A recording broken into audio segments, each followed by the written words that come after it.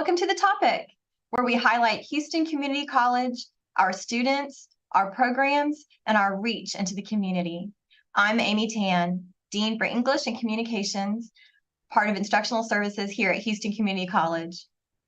When something goes wrong and we need help, we turn to our first responders. HCC is helping educate the next generation of public safety professionals. Today, we'll learn about our Public Safety Center of Excellence and take a closer look at our 911 dispatch program. We're joined first by Vedron Bordeaux with our Fire Protection Technology program. Thanks for joining us, Vedron. Oh, you're muted. There we go. Welcome to the show. Good morning, and should I say good afternoon, and thanks for having me. Good afternoon. It looks like it's a little cloudy there. Oh, yes. Well, tell us a little bit about the public safety professionals in our region. What is the demand like? So the demand for the 911 public safety telecommunicator, or AKA 911 dispatcher, is very high. And we're not only talking about the state of Texas, but we're talking about nationwide. And so on a percentage scale, I would say roughly 98 to somewhere between 95 and 98% is a high demand for 911 public safety telecommunicators. And is there also demand for fire protection technology and other areas in the public safety center? Currently in the state of Texas, there is a very high demand for firefighters because due to the COVID pandemic, as well as retirees, fire departments are definitely in demand for firefighters, firefighter EMT, firefighter paramedics. And of course, we all agree these are necessary jobs for our public safety.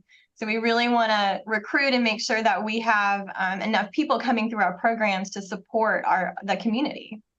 That is correct. And like I said, not only 911 dispatchers and firefighters, but also law enforcement personnel, as well as EMS personnel. Definitely a high demand for each one of those categories. What kinds of certifications and licenses are available through our Public Safety Center of Excellence?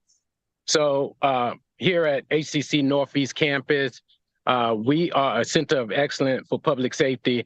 We're basically given certifications, certificates, as well as associate's degree. Our certificate programs for fire, EMS, and law enforcement are certificate programs that will get the individual, the student, ready to prepare them for a public safety industry job. And then the associate's degree program for fire, police, as well as EMS prepares the students for advanced educational degree, as well as giving them the opportunity to advance within their sector for public safety workforce.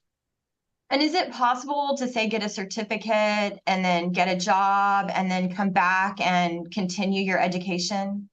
That is correct. That is a very good question. Most of the students that we train are trying to get their certificates so they can enter into the public safety workforce as soon as possible. And then after that, continue their education with following up with an associate's degree in their field. And that helps with promotion, that helps with advancement within their career. Definitely. Thank you for that. Tell us about the particular elements of HCC's programs that make them so special, the hands-on training, the facilities.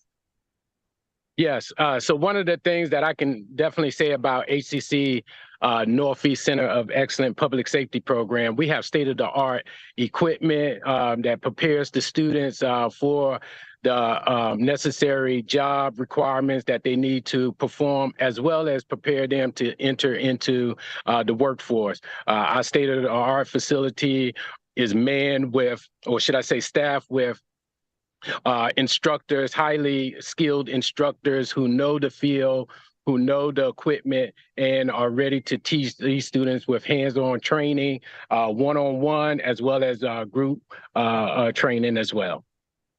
And I've seen the facilities out there at Northeast. You have some pretty incredible spaces to train on. Oh, yes. Just to give you a good example, our fire academy, we offer state-of-the-art burn props as well as a vehicle extrication. We also offer drill tower, fire suppression, things like that. And then, you know, with the law enforcement, they have their shooting range, they have classes, they have their own building to make sure that the students are well prepared. And EMS, they have an ambulance, and they have a more equipment from sim labs and different sim lab mannequins to prepare students for CPR training and advanced EMS training. It's gotten super high tech, I know. It's just fascinating. Oh, yes. How about financial aid? Do we offer financial aid for these programs? Yes, we do. Most of our students, when they come into our program, they come in and they qualify for financial aid because they're going through semester credit hours. However, when it comes to those students who are rejected with financial aid, they can go under the continuing education section of the program and be able to qualify for TPEG, which is the Texas Public Education Grant. And this way, no student is left out financially if they want to pursue a public safety career. That is fantastic to know that there's all that support out there. Really wonderful. How do you help connect graduates with jobs? So basically, as they go through the program, and I'm going to tell you a funny story, but as they go through our program, we start having departments come into our programs and start talking to the students, trying to tell them about their department, their agency, and what to expect. And so we offer, as we get emails, social media, different agencies to come in, we let them speak to the students and prepare the students to get ready for interviews and recruitment. Now, the funny story I want to share with you is our 911 dispatch program that we had this year. We had an agency that came in and they wanted to recruit the students. They basically wanted to hire the students right then and there on the spot. And the problem was we had to let them know that's all cool and fine, but we need to get them past the program first. Then you can do all the recruiting in the world. So, getting them lined up and ready for enter into the workforce, that's what we're ready for, and that's what that's the task we take on, and we're good at it at HCC Northeast. That's right. I want to thank you so much for coming on and speaking with me today, Vedron Bordeaux. When we return, we'll learn about the life and work of a dispatcher.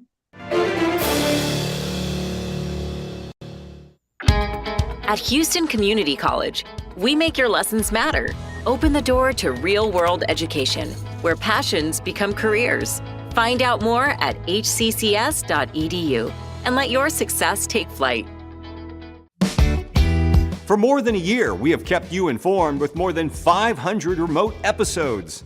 But now we're back, bigger and better, with more news and more guests. Join us live every weekday at 10 a.m. on Facebook and YouTube, and on HCC TV at noon and 5 p.m. You can watch from anywhere. We go where you go.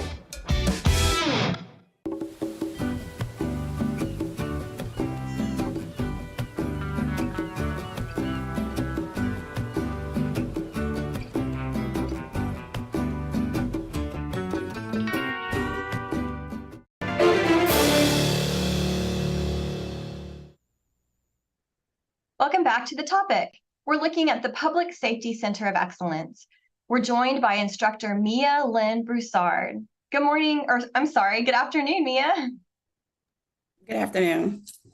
Thanks for being here with me today. Thanks for having me.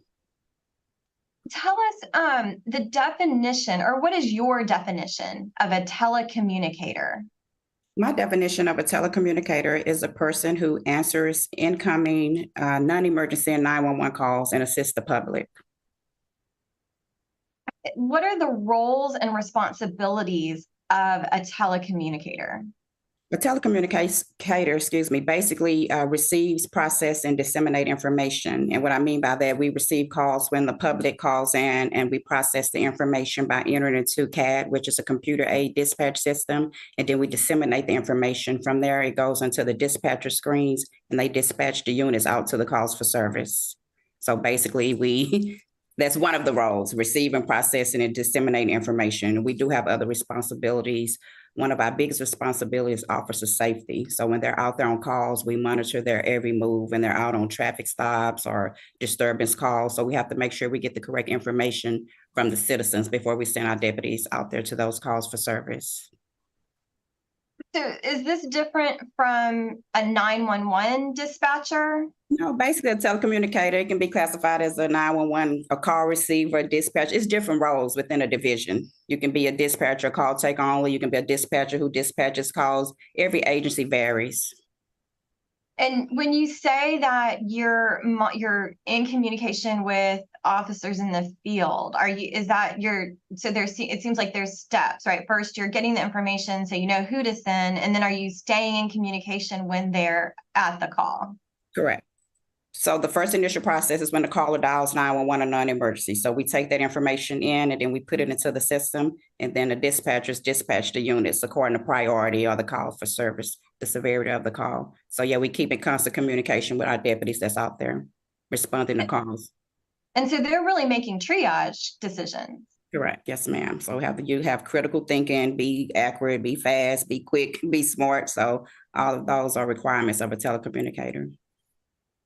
What are some of the rewards and challenges of being a telecommunicator? Like one of the rewards, it's advancement opportunities within the department division. It's definitely job security.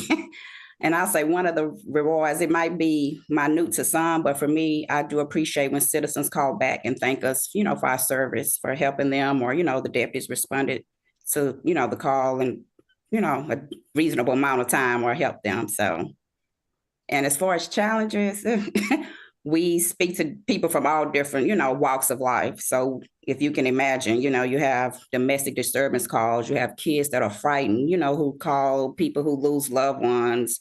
And then one of the biggest challenges I think that we may be facing right now is, I would say, technology. With technology, rapidly changing, we have to keep up with that. Like we have updates with our map all the time. Now we up to text 911. So, just keeping up with the technology. So as you're talking about this is a very demanding career, what are some of the strategies to thrive in this role? Some of the strategies. I didn't prepare for that question. I do apologize. No. You were talking earlier that you had some be smart, be.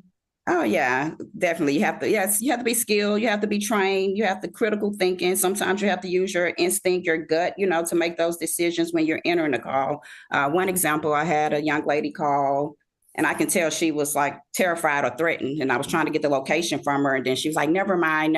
But that gut feeling still told me to, get that location and send someone out to help her. So I did a welfare check, and they were able, to locate her.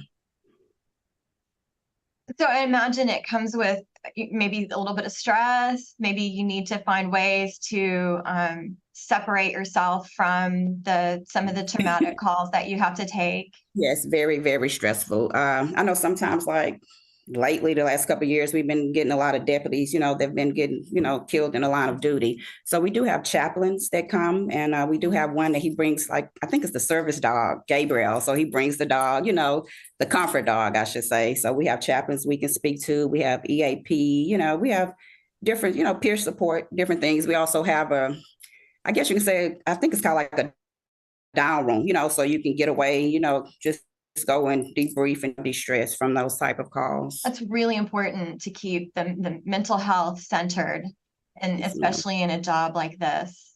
Yeah, very And- stressful. I mean, and I also think that every workplace should have a service dog. I mean, that should just be like a mandatory requirement. Yes, and then our turnover rate is so high, which leads to staffing issues, which then turns into a lot of overtime and burnout. So definitely have to And keep hence the high demand. very high demand. So this program is fairly new, very important. So we're trying to get it out there, so we can get students in. So we definitely need help in this area because it is a profession that does go neglected. So you talked a little bit about a couple of situations. Can you tell us a little bit more about what it's like being the voice in these challenging circumstances? Yes, ma'am. So when a citizen calls into 911 or non-emergency, we are the first voice that they hear. So we have to be professional. We have to, remain calm. We have to get all the information that we need, so that our deputies can respond safely. We're also the voice for the deputies. So our voice is basically our tool, our skill that we use. We're the eyes and ears for them. We tell them where to go, so that's why it's important that we obtain all this information from the callers so we can know how many deputies to send. We have to ask questions like, does this person have a weapon? We don't want to, send our deputies out there blind. So we are the voice and they depend on us. We're their lifeline. So basically, yeah, we tell them where to go and, everything that's going on. If it's in regards to a suspect, we give them suspect information from head to toe. If it's in regards to a vehicle, we give them vehicle descriptions. So when they're heading to that scene, they can know, what to be on the lookout for. So basically, they depend on us. Well, and I'm sure that the people who are calling in are also hanging on to your voice as a lifeline. Yes, ma'am. And some of them don't want to hang up. They was like, can you please stay on the line with me? Even though we have other calls, but we, try to do our best, to remain online or to someone gets there to help them. So do you have any secret codes? Like we heard of a dispatcher getting a call for a pizza order, which was a code to give an address in a bad situation. Anything like that? I haven't dealt with anything like that, but like I said, that's when you have to, use your instincts, your gut feeling, like when you know that something's wrong and the person really, can't talk. So I believe I did have a call like that before, and I'm like, well, just say yes. Is he there? What room? So sometimes we do, have to figure out a way to get information from them when they're not, in a position where they can't speak. And that's also why they have text now that's available. So we do have some callers who text because they're not able to actually call 911.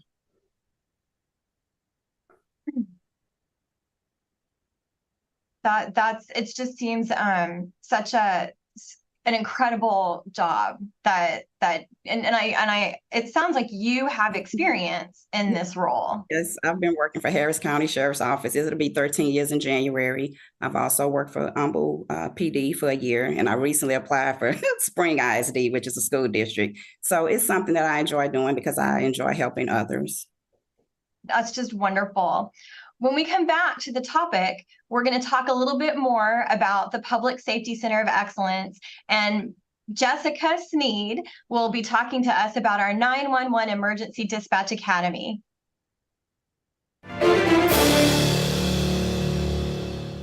At Houston Community College, we make your lessons matter.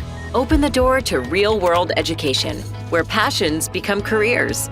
Find out more at hccs.edu and let your success take flight. When I was your age, I was just like you, fascinated by stars.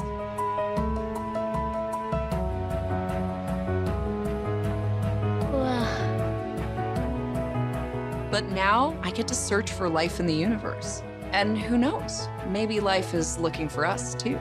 So we're like aliens to them? Yeah. Does anyone want to be a scientist now? I do. Awesome. We need more girls in STEM. Maybe we can find aliens. Things could be stranger, but I don't know how. I'm going through changes, through all of the strangeness. I'm going through changes now.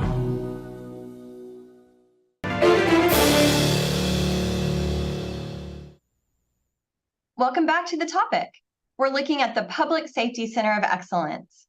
We're joined by Jessica Snead, lead instructor with our 911 Emergency Dispatch Academy. Good afternoon, Jessica. Welcome to the show.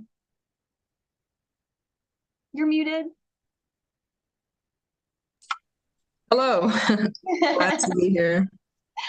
Well, we appreciate your being here with us. We would love to hear from you. Who are the dispatchers and what do they do? So dispatchers, we are the first responders. We are the ones that receive the emergencies and send the appropriate personnel out to help, whether it's police, fire, or medical services. So that's what we are, the voice behind the phone. And we've been hearing from Mia about the different kinds of calls and telecommunicators that are in the program.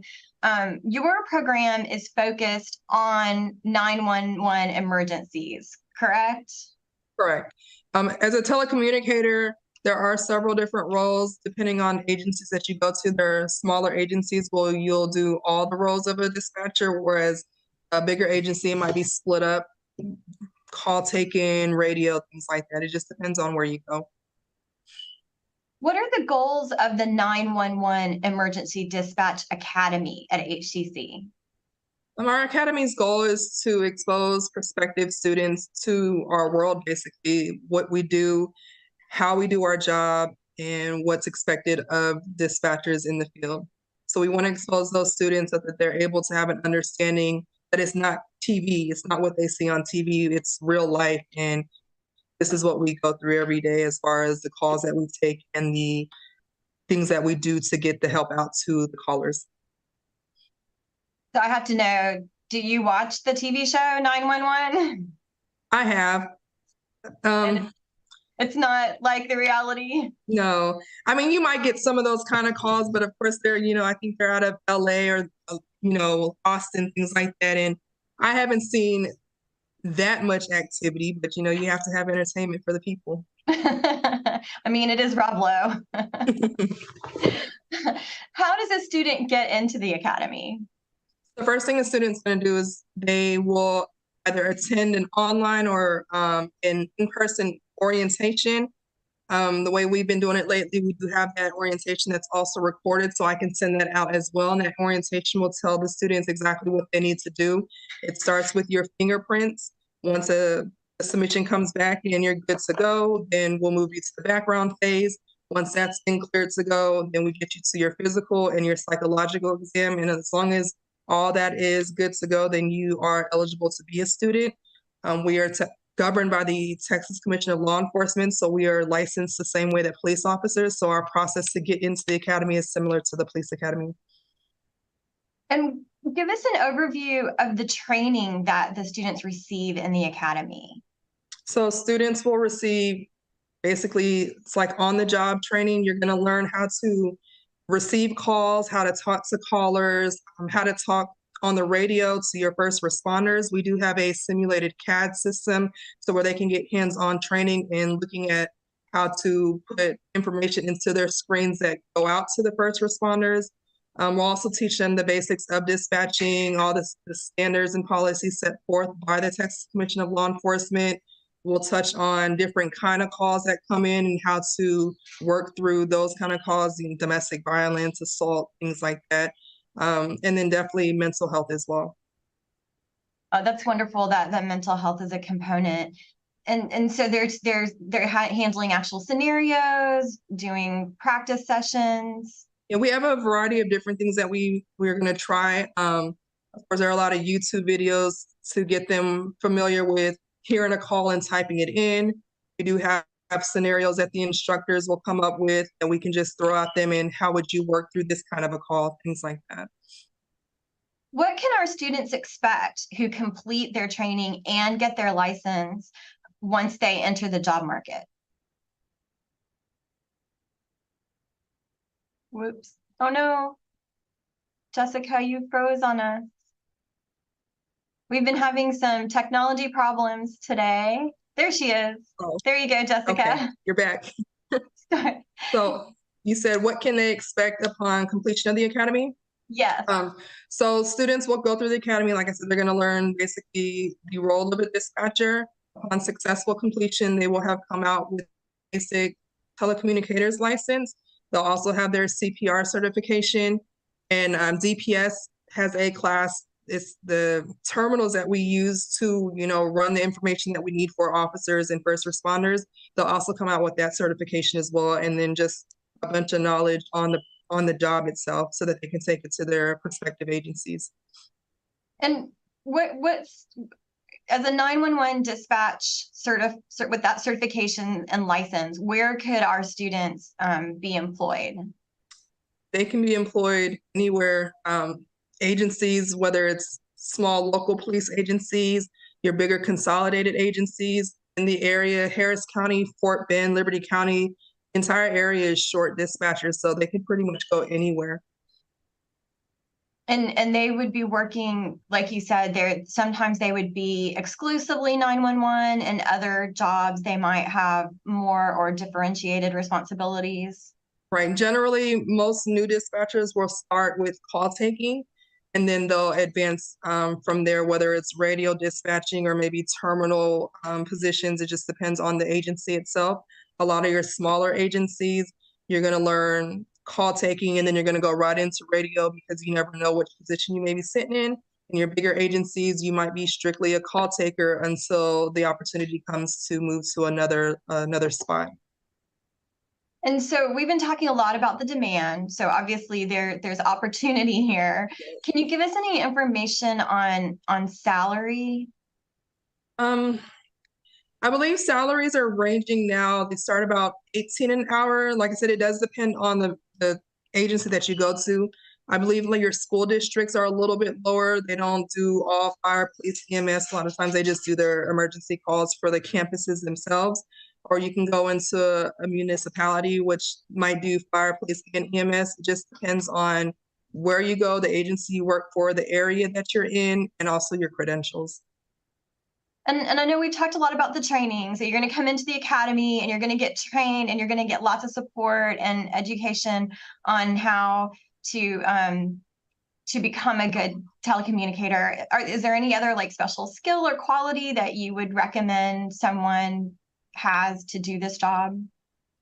Just coming with an open mind, leave the expectations out the door and be ready to learn, because there is a lot of information to learn, and ask questions. Dispatchers, we can really teach anyone as long as you have the will to want to learn. Well, thank you so much for joining us today, Jessica. We really appreciate your time and all the wonderful information that you've provided for us. No problem. Thank you. I hope you enjoyed hearing from our three guests today on our Public Safety Center of Excellence. Thanks for joining us on the topic. For more information on this visit hccs.edu/podcast. For the topic on HCC TV, I'm Dr. Amy Tan.